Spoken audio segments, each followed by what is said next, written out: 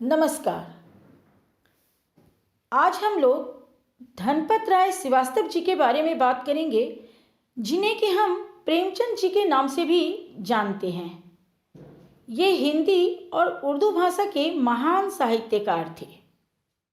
प्रेमचंद का जन्म 31 जुलाई सन 1880 को बनारस, जिसे हम वाराणसी भी कहते हैं, में लम्ही नामक गांव में हुआ था। उनके पिताजी का नाम मुंशी अजायब राय तथा माता का नाम आनंदी देवी था। प्रेमचंद को बचपन से ही पढ़ना बहुत पसंद था और बहुत ही कम आयु में उन्होंने बहुत सारे साहित्यकारों के उपन्यास पढ़ लिए थे। 1898 में मैट्रिक की परीक्षा के बाद उन्हें शिक्षक की नौकरी प्राप्त हुई। नौकरी करने के साथ साथ उन्होंने अपनी शिक्षा को प्राप्त करने का सफ़र जारी रखा। सन 1910 में उन्होंने इंटर किया और बाद में उन्होंने बीए भी किया। असहयोग आंदोलन में सक्रिय भाग लेने के लिए सन 1921 में तब शिक्षा विभाग के इंस्पेक्टर के पद पर कार्यरत प्रेमचंद ने अपने पद का त्याग कर दिया और पूरी तरह खुद को लेखन कार्य के लिए समर्पित कर दिया।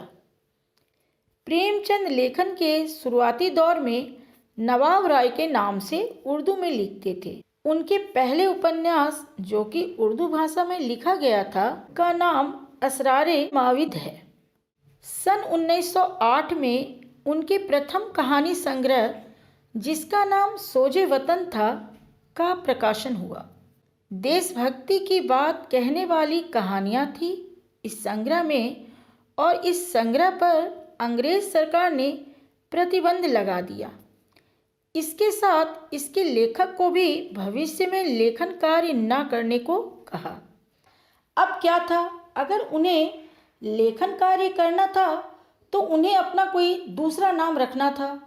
तो धनपत राय जी ने अपने उपनाम नवाब राय को बदलकर प्रेमचंद कर लिया। 1918 में उनका पहला हिंदी उपन्यास सेवा सदन प्रकाशित हुआ। इसकी लोकप्रियता बहुत ज़्यादा रही और आगे प्रेमचंद ने हिंदी भाषा में कई कहानियाँ लिखी। अपने जीवन काल में इन्होंने लेखन से जुड़े कई कार्य किए, जिसमें कि मासिक पत्रिका हंस का संपादन भी शामिल है। प्रेमचंद के मरणोपरांत उनकी कहानियाँ मानसरोवर के 8 भागों में संकलित हुई। सेवा सदन, प्रेमाश्रम, रंगभूमि, निर्मला, कायाकल्प, गोदान, कर्मभूमि उनके प्रमुख उपन्यास हैं।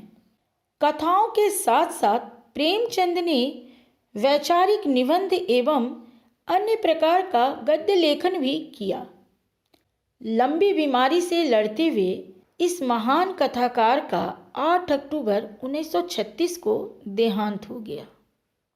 प्रेमचंद जी ने समाज के जिस रूप को अपनी आंखों से देखा था और उसकी वजह से उनके मन के अंदर जो विचार उत्पन्न हुए थे, उसकी अभिव्यक्ति जो है हमें उनकी कहानियों में देखने को मिलती है।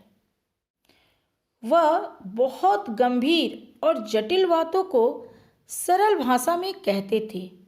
समाज में मजदूरों और किसानों की हृदय विदारक स्थिति, दलितों का शोषण, स्त्री की दुर्दशा प्रेमचंद जी के लेखन के मूल विषय रहे हैं।